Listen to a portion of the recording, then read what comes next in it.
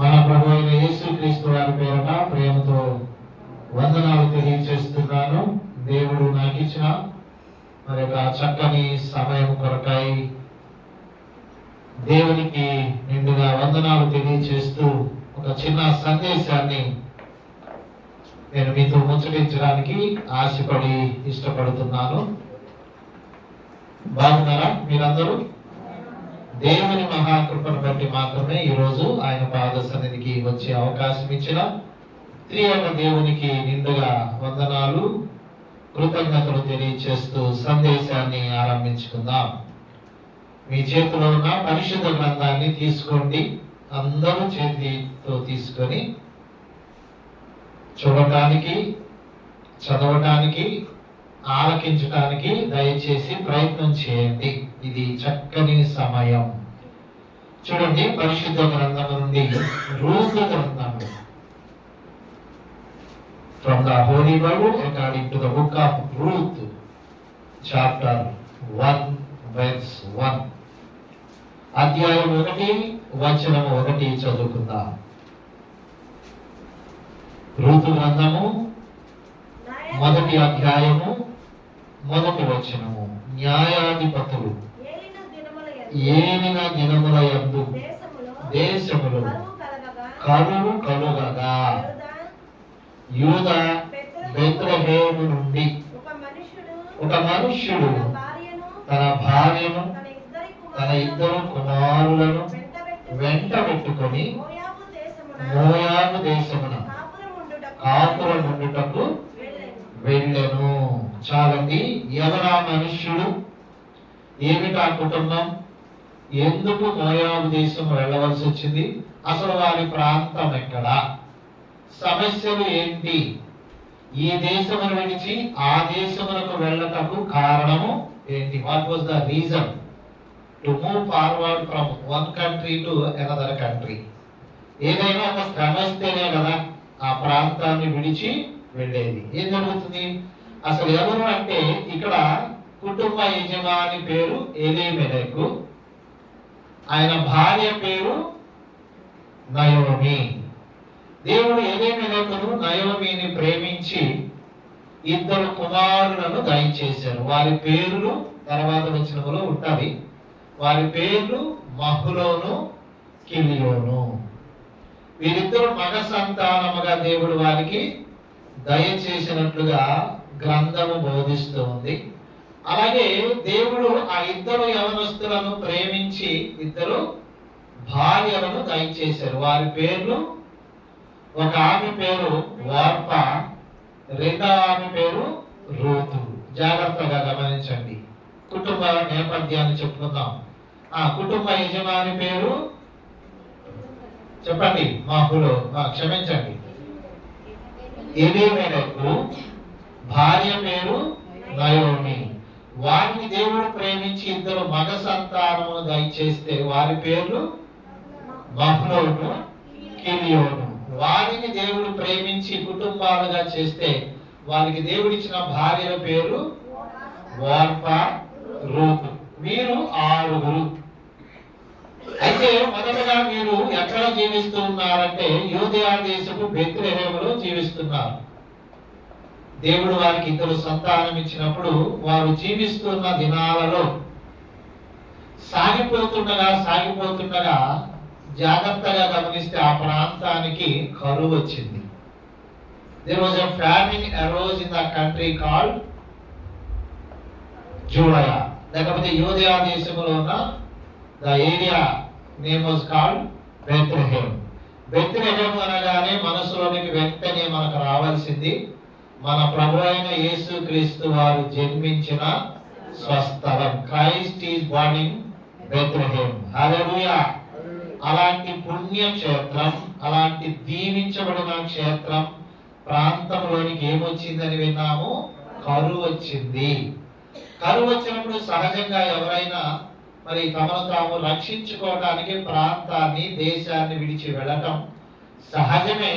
కానీ కొందరు ఆ ప్రాంతాని కోసమై ప్రార్థన చేస్తారు. దేవుడు దాన్ని తప్పిస్తాడు. ఎందుకంటే అది ఏ ప్రాంతం?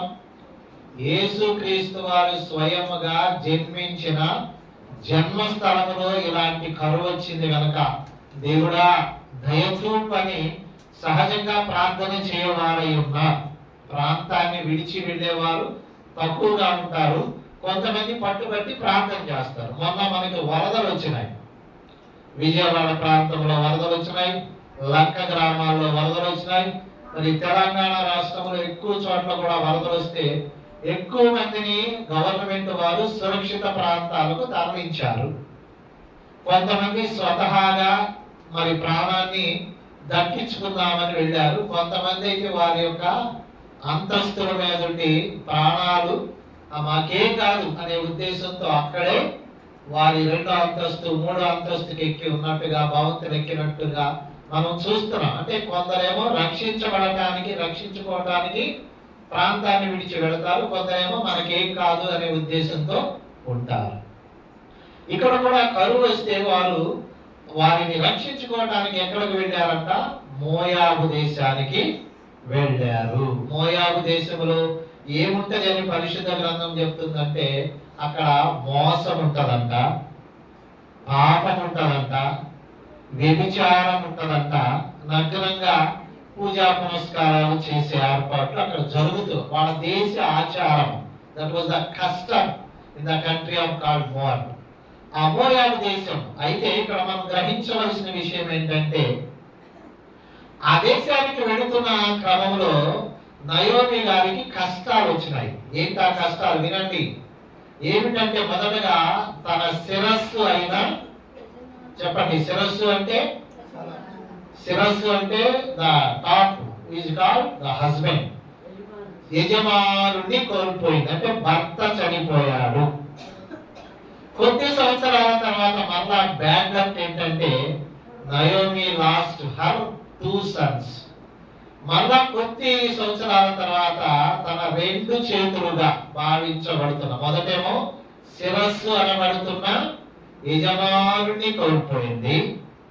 కొద్ది సంవత్సరాల తర్వాత తన 2 చేతులుగా భావించుకుంటున్న కుమారుడు అనగా మహ్లోను, కిన్యోను అనే వారిని కూడా కోల్పోయి ఇప్పుడు ఎలా ఉంది? 3 వారిన జీవితముగా ఉన్నది. ఎవరు? నయోమి. ఒకప్పుడు నయోమి అంటేనే ఫలము, అభివృద్ధి, ఆశీర్వాదం. అలాగూ చక్కగా ఒక మంచి కుటుంబంగా ఉంటున్న తరుణములో భర్తను కోల్పోయింది, 2 కుమారులను కోల్పోయి దిగాలుగా ఉంది. ఇప్పుడు ఇంకెవరున్నారు? కేవలము నయోమి గారు, నయోమి గారికి దేవుడిచ్చిన 2 కోడలు. వారి పేర్లు, మొదటి ఆమె వార్పా, 2వ ఆమె రూతు.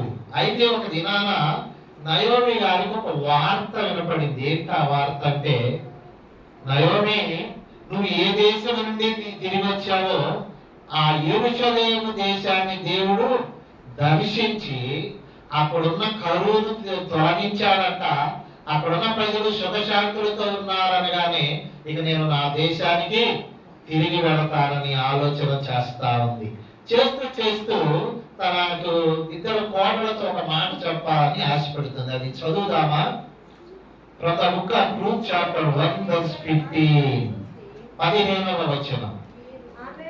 ఆమె, ఇదిగో నీ తోడి కోడలు తన జనుల యొద్దకు, తన దేవుని యొద్దకు తిరిగిపోయినదే. నీవును నీ తోడి కోడలి వెంబడి వెళ్ళమనేను. చాలు. ఏమంటుంది అత్త? కోడలారా అని 2 దగ్గరికి తీసుకుంది. ఎవరిని? 2 కోడలు, వార్పాని రూతుని తీసుకొని, యవనస్తులారా, నా కోడలారా, యు మై డాటర్ ఇన్-లాస్, నా కోడలారా, ఒక చిన్న పని చేయండి. ఎందుకంటే నేను కుమారులను కోల్పోయిన దానను, యజమానుని కోల్పోయిన దానను గనక, మీరేమో యవనస్తులై ఉన్నారు గనక దయచేసి మీ ఇళ్లకు వెళ్ళండి.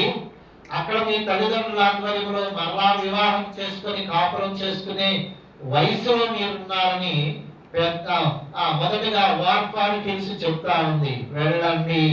అలాగే రూతుని పిలిచి కూడా చెప్తా ఉంది, మీ జన్మస్థలాలకు, అమ్మ ఇళ్లకు వెళ్ళండి, మీ నాన్న ఇళ్లకు వెళ్ళండి. అంటే ఇక్కడ రెండు సన్నివేశాలు. ఒకటేమో వార్పా ఈ మాట విన్నప్పుడు అత్తను ముద్దు పెట్టుకుందంట. జాగ్రత్తగా వినాలా. బైబిల్లో ముద్దుకు కొన్ని విలువైన లక్షణాలు ఉన్నాయి. వెంటనే చెప్పండి. పరిశుద్ధ గ్రంథంలో మరి దావీదు గారి కుమారుడైన అబ్షాలోము కూడా జనాలకు ముద్దు పెట్టాడు. కానీ ఆ ముద్దు దేనికి కారణమైందో తెలుసా? తన పతనానికే కారణమైంది. చప్పట్లు కూడా దేవునికి స్తోత్రం చెప్తాం. కారణం ఏంటా ముద్దు? వాట్ వాస్ ద కిస్ అంట. What is the meaning of that kiss? ఎందుకు అబ్షాలోము జనాలకు ముద్దు పెట్టాడంటే ఆ కిస్ పేరేంటో తెలుసా? The kiss of cunning. Cunning అంటే జనాలను, ఆ దినాలలో రాజ్యాన్ని ఏలుతున్న రాజు పేరు దావీదు గారైతే దావీదుకు స్వయాన్ని పుట్టిన మూడో కుమారుడైన అబ్షాలోము తాను కూడా మంత్రి అయ్యుండి రాజ్యాన్ని నేనే ఆడాలన్న కాంక్షతో నాన్నకు ఎసరు పెడతానికి జనాలకు ముద్దు పెట్టి ఏదో సాధించాలనుకున్నాడు. అది దేవునికి ఇష్టమైన ముద్దు కాదు కనుక అబ్షాలోము అతి త్వరలోనే చాలా తొందరగా పతనమైపోయాడు. ఇక రెండవ ముద్దును చూస్తే ద కిస్ ఆఫ్ బెట్రాయల్ అన్నారు. ఎవరు? యేసుక్రీస్తు వారితో ఉండి యేసుక్రీస్తు వారితో శిష్యరికాన్ని కొనసాగిస్తున్న శిష్యుడైన యోధా ఇస్కరియోతు కూడా ప్రభు అయిన యేసుక్రీస్తు వారికి ముద్దు పెట్టాడంట. ఆ ముద్దు పేరు ఏంటంటే ద కిస్ ఆఫ్ బెట్రాయల్. అప్పగించడానికి పెట్టాడంట. ప్రేమతో పెట్టలా. యేసు ప్రభు వారంటే ఇష్టంతో పెట్టలా. దేనికి పెట్టాడు? అప్పటికే 30 వెండి నాణ్యాలకు అమ్ముడు పోయాడు కనుక అప్పగించేటప్పుడు ఈ 11 మందిలో ఎవరు యేసుక్రీస్తు వారికి తెలియటానికి నేను ఎవరికి ముద్దు పెడతానో ఆ ముద్దు పెట్టే వ్యక్తి యేసు ప్రభు. ఆయనే మీరు పట్టుకోండి ఆయనకు ముద్దు పెట్టి ఆయన అప్పగించుకున్నాడు. అందుకే ఇస్కరియోతు యోధా అన్నాడు గురువు గారి కన్నా ముందే చచ్చిపోయాడు. ఇక మూడవ కిస్ ఏంటి? ఇదిగో ఇక్కడ వార్ప కూడా అత్తని ముద్దు పెడతా ఉంది. ఇక్కడ జాగ్రత్తగా వినాలా. రూత్ అయితే అత్తను హత్తుకుంది, ఆమెతో ఉంది. వార్ప అయితే ముద్దు పెట్టింది, తర్వాత వెడలిపోయింది. దీన్ని ఏమన్నారు? ద కిస్ ఆఫ్ సపరేషన్ అంటే వెడలిపోవుట. జాగ్రత్తగా మనం గమనిద్దాం. కనుక ఈ విధంగా కుటుంబము పతనం అవుతున్నప్పుడు అత్తగారు పెద్దరికంగా ఇద్దరు కోడలకు చెప్తే ఒక ఆమె సెలవు తీసుకుంది. ఇప్పుడు మనం ఇంపార్టెంట్ విషయం ఏంటంటే 16 చదువుదాం. అందుకు రూతు నా వెంబడి రావద్దనియు నన్ను విడిచి పొమ్మనియు నన్ను బ్రతిమలాడుకొనవద్దనియు నీవు వెళ్ళమన్న చోటికి వచ్చేదను. నీవు నివసించు చోటని నేను నివసించదను. నీ జనమే నా జనం, నీ దేవుడే నా దేవుడు. నీవు మృతి పొందిన చోటని చెప్పండి కూడా దేవునికి స్తోత్రం చెప్తాం. What a wonderful daughter in law. ఎంత మంచి కోడలు ఉన్నారా ఇలాంటి కోడళ్ళు? అతను మంచి మనస్సు లేదా మంచి ఇష్టమైన కోడలుగా చూశారా? అసలు రూత్ ఎవరు? అన్య జనాంగంలో పుట్టిన స్త్రీ. రూతు దేశం ఏంటి? మోయాబు దేశం. రూతు జనాంగం ఎవరు? విగ్రహారాధన చేయు కుటుంబంలో ఉండి పిలువబడిన కుమార్తె. అయితే ఆశ్చర్యం ఏంటంటే ఈరోజు మనము మనసు పెట్టవలసిన విషయాలు కొన్ని చెప్పి సెలవు తీసుకుంటాం. చూడండి, జనాంగము తెలియని జనాంగంలోనికి వచ్చింది. అత్తను హత్తుకుంది. అత్త చేయు పూజా పునస్కారాలను గమనించి తన వ్యవహారాన్ని, తన పూజా పునస్కారాలని, తన దేవుణ్ణి, తన ప్రజలను, తన అయిన వారిని విడిచి అత్తతో ఉండాలని నిర్ణయించుకుంది. మొదటి ప్రాధాన్యత. చెప్పండి కొడదామా? చూసారా?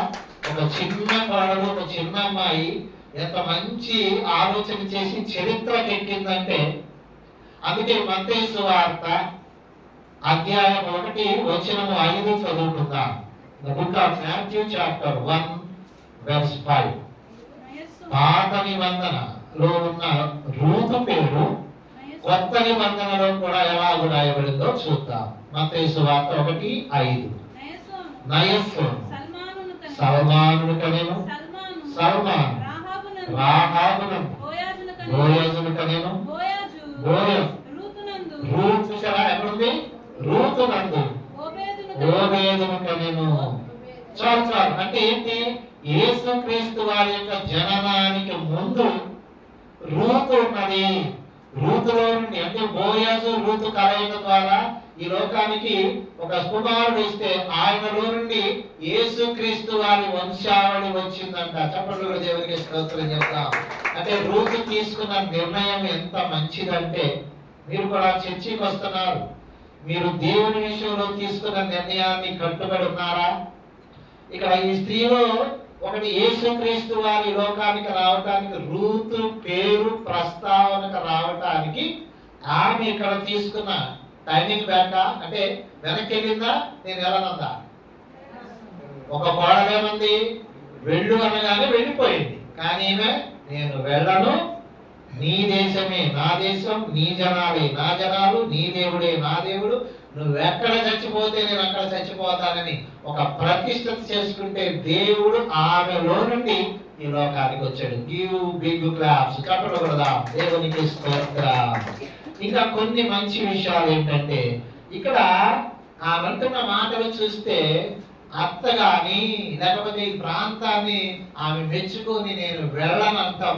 పైగా జనాలతో నాకు, అంటే మా అమ్మా నాన్నతో నాకు పని లేదు, ఆ జనాంగంతో నాకు పని లేదు, మీ జనాంగమే మా జనాంగం, మీ దేవుడే మా దేవుడు, నువ్వెక్కడుంటే నేను అక్కడ ఉంటా. మనవాళ్ళు ఉన్నారా?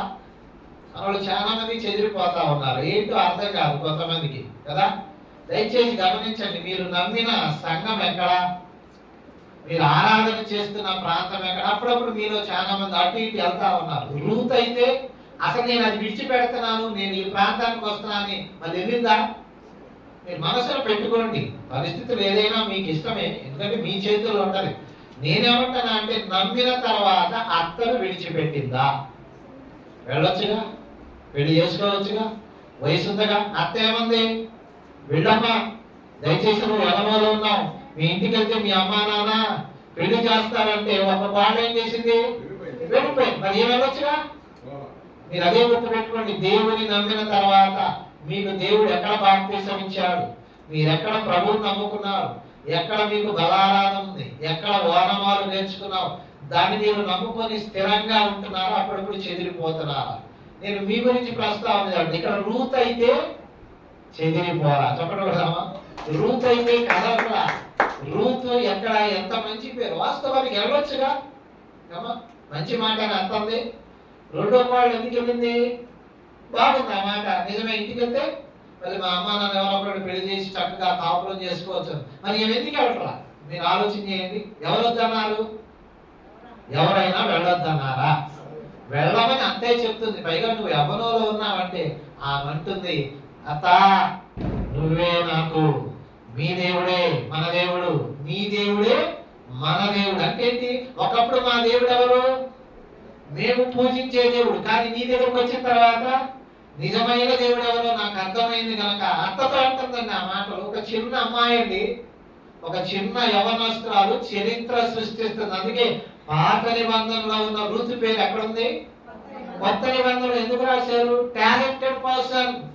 దేవుని విషయంలో ఆమె తీసుకున్న నిర్ణయము మరి మన జీవితాలకు శిరోధారి కావాలా? మనం నమ్ముతాం. ఇప్పుడు నీకు వివాహం చేసిన తర్వాత నీ యజమానుడితో ఏమంటావు? పాస్టర్ గారు నీ చేత ఏం చెప్పిస్తాడు? కరువైన, వస్త్రహీనతైన, బాధైన, శ్రమ వచ్చిన, లేమిలోను, ఆనందంలోను, ఆపదలోను నీతోనే కాపురం చేయదునని వాగ్దానం చేస్తున్నాక తర్వాత కనబడకుండా పోతే ఆ వాగ్దానానికి అర్థం ఉంటుందా? దైవ సేవకుని ఎదుట చేసిన వాగ్దానం. నేను ఎందుకంటున్నా అంటే, రూతులో నాకు నచ్చినది, మనకు నచ్చాల్సింది ఏంటంటే, ఏమర్థమైంది ఆ అమ్మాయికి? చిన్న అమ్మాయికి అంత జ్ఞానం ఎక్కడ వచ్చింది?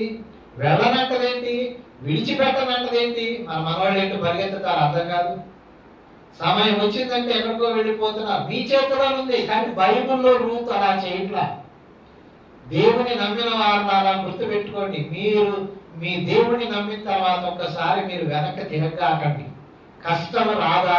ఇక్కడ రూతుకి ఏమొచ్చింది? శిరస్సే లేదు.